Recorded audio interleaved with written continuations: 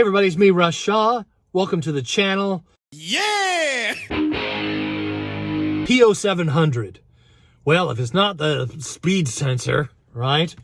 The output speed sensor as a most common cause, then what is it? If you have P0700, you're not going to know because that's a generic code, okay? And it's, you know, a cheap device is not going to tell you exactly what's wrong with your transmission.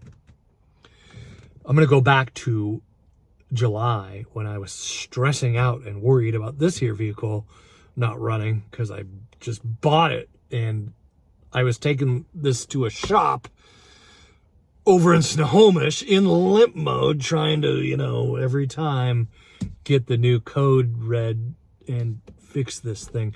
But I found this, and here you go. All right, people, this is $40 on Amazon. Question is, will it read the transmission codes besides just generic 700? Oh, hey, it's already on. Yep. Okay. OBD. Let's see. Linking to vehicle.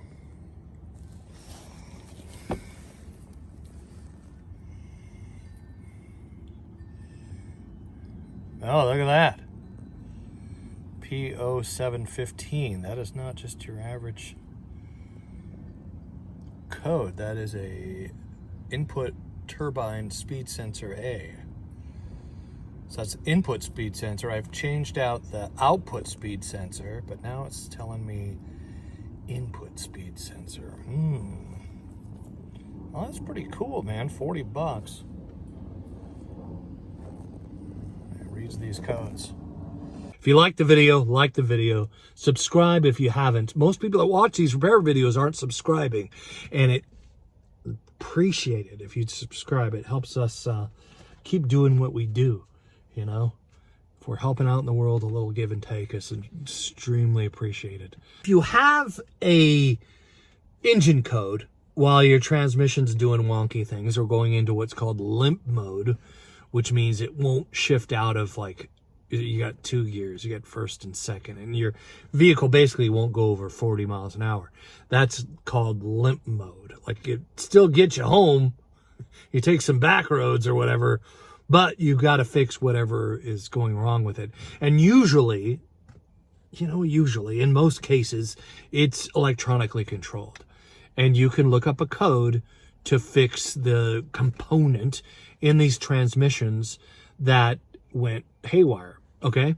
Now, these transmissions from like 1995 or 96, I can't remember what it is, 96, I think it's 96, 97, up to like 2008. If it's a 3.3 or a 3.8 liter engine, the transmissions in these vehicles are pretty much the same. All right, there's not a whole lot of difference in them. So they have the same codes to change out, you know, the input output speed sensors. It's one thing that goes wrong. The solenoid could go wrong. The transmission control module, TCM, could have a problem. But it gets real expensive to keep replacing parts, you know. As a tech, when I was working at the shops, the last thing you want to do is throw parts at it because that gets really expensive. And if you want a career in automotive, right, you don't just throw parts at stuff. It's best to learn how to diagnose things. And I was always told that you need a code reader that's over $1,000. Good news is, and the reason I want to make this video, is that this guy right here reads these transmission codes. All right, the Chrysler transmission codes can be read by this device right here. This was a little more expensive than the other one I bought that just did the P0700, and I think that one was like, I don't know, 20, 30 bucks. This one was still pretty cheap. It was like $40. I'll put a link in the description. I'm pretty sure it's still available. I bought this one in the summertime. I've had a number of these vehicles, all right? I've had This is the oldest one I've had. This is a 1998 Chrysler Town and Country. I drove a 2005 Dodge Caravan, 430,000 miles, all right? This one has almost 200,000 miles. I have another 2005 in the front yard that's having some issues. I'll get into that in another video. 213,000 miles, I believe that one's up to.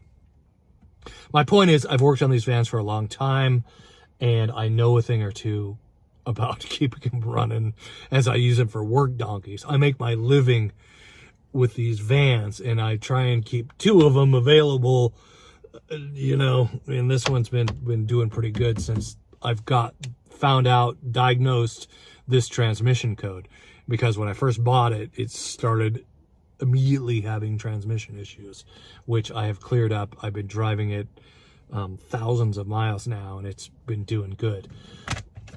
Again, I'll put a link in the description to this device, and you can use it to find the transmission code that you need.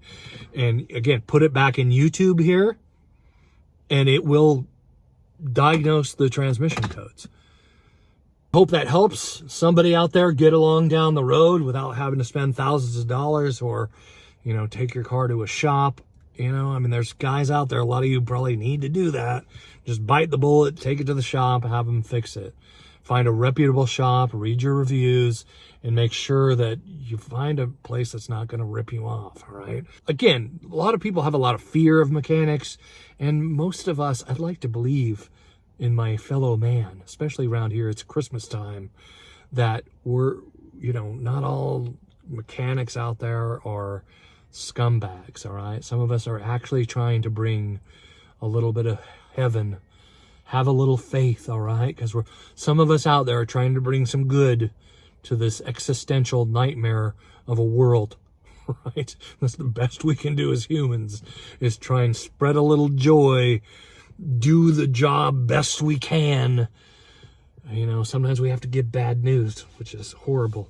But hopefully this video helps some folks out there, that this device here, again, $40 is what I bought it for about 6 months ago, will help you keep on tooling down the road.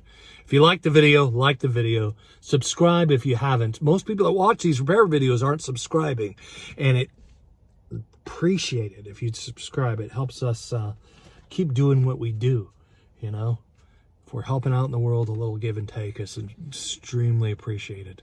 So thanks again. Peace. Later.